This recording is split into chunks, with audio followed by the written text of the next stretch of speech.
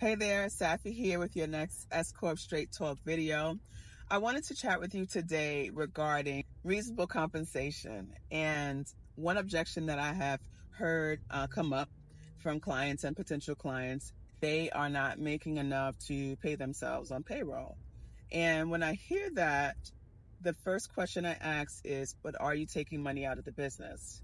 Meaning, are you taking distributions? Are you withdrawing money out of the business account, writing yourself a check, transferring money out, withdrawing cash without having run it through payroll? If you are, then that means there's money in the business to do that, right? Now, understandably, when you run payroll, of course, you're paying payroll taxes, unemployment insurance, things of that nature. And so you're going to receive less as an employee than you would if you just transferred the money 100%. However, understand that what the IRS is looking for is if you are underpaying yourself, they are going to just come in and potentially reclass those distributions as payroll, as wages, and charge you late penalties and interest. And the cost of those penalties and interest is much higher than the incremental cost of the payroll taxes and unemployment insurance you're paying with every paycheck run.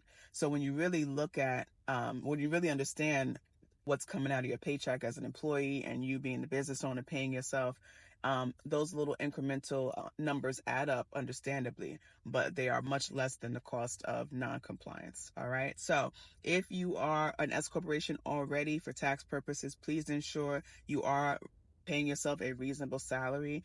And if you are not, one thing may be to consider whether you should revoke your election and revert back to your original status. And that's something that you can also have an analysis done for.